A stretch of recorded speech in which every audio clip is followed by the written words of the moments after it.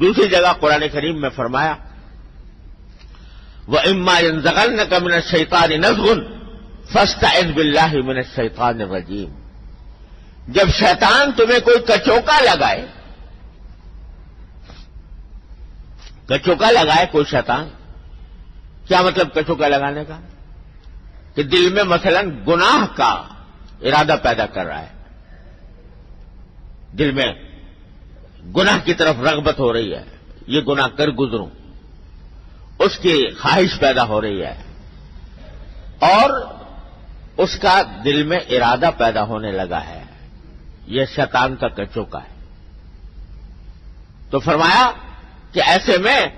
اللہ کی پناہ مانگو شیطان رجیم، کہو اعوذ باللہ من الشیطان الرجیم، اے اللہ میں آپ کی پناہ مانگتا ہوں شیطان رجیم۔ غصہ آ گیا کسی بات پر، انسان آپے سے باہر ہو گیا اور دماغ جو ہے اس میں اشتعال برپا ہے، تو ایسے غصے کی حالت میں بڑا اندیشہ ہوتا ہے اس بات کا کہ کوئی آدمی کسی دوسرے پر زیادتی کر گزرے، کوئی برا کلمہ اس کو کہہ دے جس سے اس کا دل ٹوٹ جائے، گالی والی دے دے، اور اس بات کا بھی اندیشہ ہوتا ہے کہ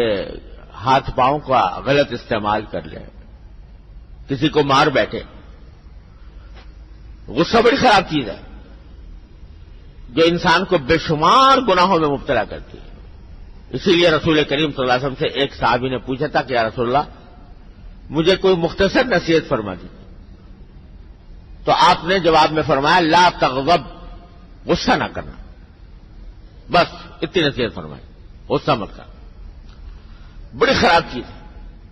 تو جب غصہ آنے لگے، اندیشہ ہو کہ میں اس غصے میں آپے سے باہر ہو جاؤں گا اور کوئی غلط کام کر گزروں گا، فرمایا فاستعذ باللہ من الشیطان الرجیم، اللہ کی پناہ مانگو، اعوذ باللہ من الشیطان الرجیم کہو، یہ شیطان ہے جو مجھے اس غصے پر اکسا رہا ہے، تو اللہ کی پناہ مانگو، کہو اعوذ باللہ من الشیطان الرجیم، میں اللہ کی پناہ مانگتا ہوں شیطان الرجیم۔ غرض کسی بھی قسم کا شر ہو، کوئی بھی برائی سامنے آ رہی ہو، تو انسان کا کام یہ ہے کہ اللہ کی پناہ طلب کرے، یہی مطلب ہے اس کا، قل اعوذ برب الفلق من شر ما خلق، اے اللہ میں پناہ مانگتا ہوں آپ کی ہر اس چیز کے شر سے جو آپ نے پیدا فرمائی ہے۔ اللہ تبارک و تعالیٰ اپنا فضل ہو، یہ دن رات کا وظیفہ ہے مومن کا،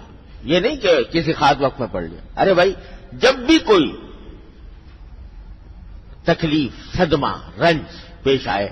اللہ کی پناہ مانگنے کی طرف رجوع کرو، اللہ تعالیٰ سے رجوع کر کے اللہ تعالیٰ سے تعلق قائم کرو۔ یہ چیز وہ ہے جو انسان کا تعلق اللہ تبارک و تعالیٰ سے بڑا مضبوط کر دیتی ہے، اور یہ تعلق مع اللہ کا مضبوط ہونا ہی ساری کامیابیوں کی کنجی ہے۔ اللہ تبارک و تعالیٰ اپنا فضل و کرم سے، اپنے رحمت سے ہم سب کو عطا فرما دے۔ وآخر دعوانا الحمدللہ رب